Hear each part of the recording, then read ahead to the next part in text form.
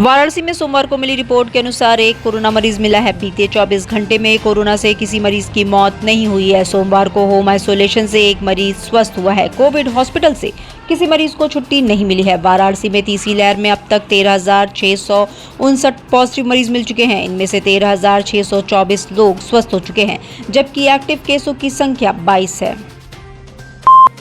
वाराणसी के भेलूपुर थाना क्षेत्र के प्रभु घाट पर सोमवार की दोपहर नाव हादसे में 4 लोगों की जान चली गई, जिसमें नाविक भी शामिल हैं। इस दौरान 2 अन्य को स्थानीय नाविकों ने बचा लिया। डूबने वालों में 3 लोग टुंडला फिरोजाबाद के रहने वाले हैं। टुंडला से बनारस घूमने आए 4 दोस्तों में से सकुशल बचे केशव ने बताया कि वो लोग बनारस घूमने आए थे और प्रभु घाट से नाव पर सवार हुए थे।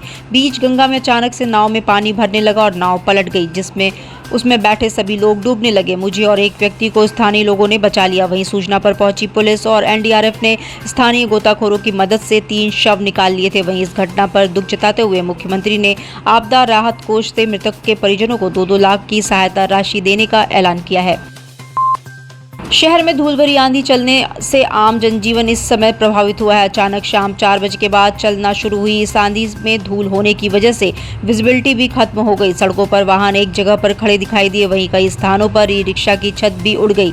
वहीं ग्रामीण इलाकों में कई पेड़ उखड़ने की सूचना है। अचानक से धूल भरी आंधी चलना शुरू हुई तो सड़क पर बाइक से निकले लोगों को दिक्कतों का सामना करना पड़ा। पूरा इलाका धूल के गुब्बार से भर गया। फिलहाल अभी भी तेज रफ्तार से आंधी चल रही है, जिससे तापमान में गिरावट आ गई है और मौसम खुशगवार हो गया है। वाराणसी के सिगरा थाना क्षेत्र के सोनिया इलाके में उस समय हड़कंप मच गया जब आंधी के आने से निर्माणाधीन मकान के तीसरे फ्लोर के कमरे की दीवार बगल के मकान पर गिर गई, जिसके नीचे दबने से 2 महिलाएं घायल हो गई। इनमें से एक युवती की इलाज के दौरान मौत हो गई, जिसका 8 दिन बाद तिलक था और वो अपनी बुआ के यहाँ खरीदारी करने आई थी। वहीं अन्य बुजुर्ग महिला घायल हो गई, जिसका निजी चिकित्सालय में इलाज चल रहा है। महिला किरण सोरकर ने बताया कि जिस समय आंधी आई उस समय अनीता बर्तन समेटने लगी और तभी बगल में अवैध रूप से बन रहे 3 मंजिला मकान की दीवार गिर गई, जिसमें दबकर अनीता और सितारा देवी बुरी तरह से घायल हो गए।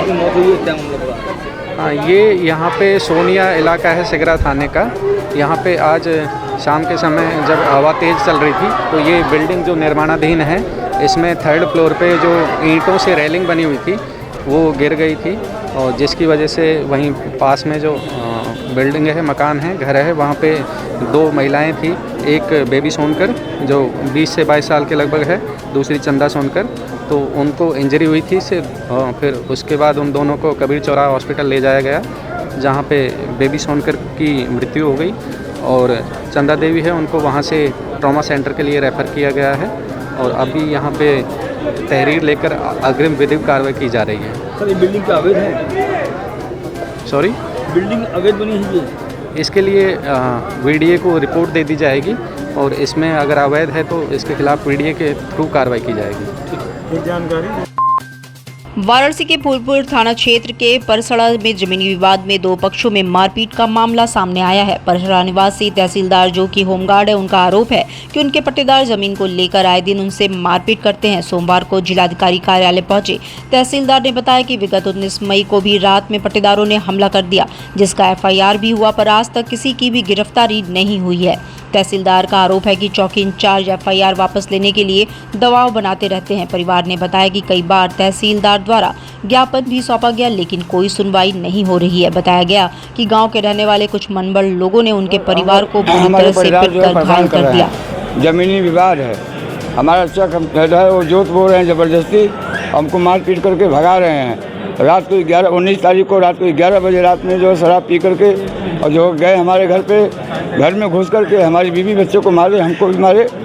थाने पे गए, FIR हुआ, लेकिन अभी तक आरोपी गिरफ्तार नहीं हुआ है, जिसमें कि चौकी इंचार्ज राधेश्याम जी जो है कि हरिजन है जात के, और वो जो है कि पैरवी कर रहे हैं कि इन लोगों का नाम निकालो, क्यों जो है कि करो, हमको दबाव बना रहे हैं। सर, मामला सर जमीनी विवाद है। मामला कहाँ का? ग्राम सभा परसरा का है, थाना फूलपुर, जिला वाराणसी के, जो तहसील पिंडरा के निवासी हैं हम। यहाँ तरीके का दबाव बना रहे हैं? दबाव बना रहे हैं सर वो कि जो सुलह कर लीजिए, नहीं इन लोगों का नाम काट के निकालिए, ये सब नहीं है। जबकि सर वो सब हम लोगों को आए दिन परेशान, 3 साल से परेशान कर रहे हैं सर। हमारा चक जोत वो लिए हैं। यहाँ किसी से मिले? यहाँ सर मिले तो अभी नहीं सर, मिलने के लिए आए हैं सर। अब क्या करते हैं आप? हम सर होमगार्ड में रहते हैं। तो क्या उसी थाने पे होमगार्ड है आप? जी सर, उसी थाने पर तैनात थे सर हम।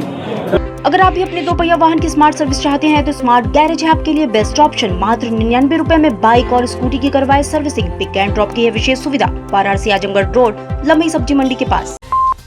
साल 2002 में धनंजय सिंह जौनपुर की रारी सीट के विधायक हुआ करते थे। उस समय वाराणसी के टकसाल सिनेमा के सामने से गुजरते समय हुए बनारस के पहले ओपन शूटआउट में धनंजय के गनर और उनके सचिव समेत 4 लोग घायल हुए थे। इस मामले में उस समय कैंट थाने में अभय सिंह के विरुद्ध नामजद और 5-6 अज्ञात के विरुद्ध मुकदमा दर्ज किया गया था, जिसके बाद इसमें पुलिस ने गैंगस्टर की धारा बढ़ाई थी। इसी मामले में सोमवार को धनंजय सिंह वाराणसी के एमपी एमएलए कोर्ट पेशी पर पहुंचे। यहां उन्होंने अपनी गवाही में इस प्रकरण में विनीत सिंह के होने से इनकार कर दिया। ज्ञानवापी मस्जिद मामले में वादी पक्ष के अधिवक्ता विष्णु शंकर जैन ने एक बार फिर कहा कि ज्ञानवापी मस्जिद के सर्वे मामले में प्लेसेस ऑफ वर्शिप एक्ट 1991 नहीं लागू होगा। विष्णु शंकर जैन के अनुसार साल 1937 में दीन मोहम्मद बनाम राज्य सचिव के केस में 15 लोगों ने इस बात की गवाही दी थी कि वहां पूजा होती थी जो 1942 तक हुई, इसलिए वहां वो एक्ट प्रभावी नहीं होगा क्योंकि धार्मिक स्वरूप पूरी संपत्ति का तय होना है। और दीन मोहम्मद के केस में 15 लोगों की गवाही आई है कि 1937 और 1942 तक जो जगह है वहां पर पूजा होती चली आ रही है, इसलिए इस जगह का स्वरूप एक मंदिर जैसा है, इसलिए यहाँ प्लेसेस ऑफ वर्शिप एक्ट लागू नहीं होता है। सुप्रीम कोर्ट के आदेश के बाद जिला जज अजय कृष्ण विश्वेश की अदालत में सोमवार को ज्ञानवापी मस्जिद सर्वे मामले की सुनवाई हुई। इस दौरान सबसे पहले प्रतिवादी पक्ष ने कोर्ट के पटल पर ऑर्डर 7 रूल 11 को रखा और सुनवाई करवाने की मांग की। इस पर दोनों पक्षों की दलीलें कोर्ट ने सुनी। वहीं प्रतिवादी पक्ष ने अधिवक्ता विष्णु शंकर जैन ने इस मामले में कोर्ट द्वारा ज्ञानवापी कोर्ट कमीशन सर्वे की रिपोर्ट के बाद अब वीडियोग्राफी और फोटोज को उपलब्ध करवाने की मांग की ताकि वो उस पर तैयारी कर सके। न्यायालय ने दोनों पक्षों को सुनने के बाद अपना ऑर्डर सुरक्षित रखा है। इसमें आगे क्या प्रोसीजर अपनाया जाएगा और अगली सुनवाई की डेट क्या होगी, ये भी कल पता चलेगा। ज्ञानवापी मस्जिद के कोर्ट कमीशन सर्वे के बाद सुप्रीम कोर्ट में पड़ी याचिका पर सुनवाई करते हुए सुप्रीम कोर्ट ने सारे मामले को जिला जज के यहां सिविल कोर्ट से ट्रांसफर किया है। इस मामले में सोमवार को जिला जज के यहां सुनवाई हुई। सुनवाई के बाद जिला जज ने फैसले को सुरक्षित रखते हुए 2 बजे दोपहर कल की सुनवाई का समय दिया है। कोर्ट की कार्रवाई के बाद अंजुमन इंतजामिया मस्जिद कमेटी के अधिवक्ता अभयनाथ यादव ने बताया कि अभी शिवलिंग कलाकृतियों और कमीशन की रिपोर्ट, साक्ष्य और सबूत, इन सब चीज़ों की कोई आवश्यकता नहीं है क्योंकि अभी मुकदमा इस दिशा में चल रहा है कि उसका मुकदमा पोषणीय है कि नहीं। अभयनाथ यादव ने कहा कि कई कानूनी प्रावधान से ये मुकदमा इनका बाढ़ चलने योग्य है ही नहीं। इसमें यह तय कर दिया है कि मेरी जो एप्लीकेशन ऑर्डर 7/11 में वाद पत्र के पोषणीयता के संबंध में विचाराधीन है, उसको प्राथमिकता के तौर पर सुना जाए और इसको मैंने एक एप्लीकेशन के रूप में अपनी बात कोर्ट के सामने रखा। सुप्रीम कोर्ट के ऑर्डर को मैंने पढ़ के सुनाया। माननीय जिला जज साहब ने इस पर आदेश के लिए फाइल सुरक्षित रख लिया है। कल वह आदेश इसमें हो जाएगा कि वह अगली डेट कब सुनिश्चित करते हैं सुनवाई के लिए। जिला जज अजय कृष्ण विश्वेश की अदालत में सोमवार को ज्ञानवापी मस्जिद सर्वे मामले में पहले दिन सुनवाई की गई। इस सुनवाई के बाद अधिवक्ता विष्णु शंकर जैन ने कहा कि प्रतिवादी पक्ष की आज पेश की गई दलील पर हमने कहा कि जो कोर्ट के रिकॉर्ड में एडवोकेट कमीशन की रिपोर्ट है उसको भी ऑर्डर 7 रूल 11 के समय में पढ़ा जाए क्योंकि ऑर्डर 26 रूल 10 के तहत अब वो कोर्ट के रिकॉर्ड का पार्ट बन चुकी है। क्योंकि धार्मिक स्वरूप कैसा है उस संपत्ति का ये मिक्स क्वेश्चन है लॉ और फैक्ट का, उसको जब तक निर्धारित नहीं कर देते तब तक उनकी ऑर्डर 7 रूल 11 साबित नहीं हो सकती। विष्णु शंकर जैन ने कहा कि उनका आधार यही है कि प्लेसेस ऑफ वर्शिप एक्ट से हमारा केस बाढ़ है। उन्होंने कहा कि प्लेसेस ऑफ वर्शिप एक्ट में जो रिलीजियस कैरेक्टर शब्द यूज है उसको डिसाइड करने के लिए कमीशन की रिपोर्ट को डिसाइड करना बहुत ज़रूरी है। इसलिए हमने कोर्ट से आग्रह किया है कि कमीशन की रिपोर्ट की वीडियोग्राफी फोटोग्राफी हमें उपलब्ध कराई जाए और फोटोग्राफी प्रोवाइड की जाए।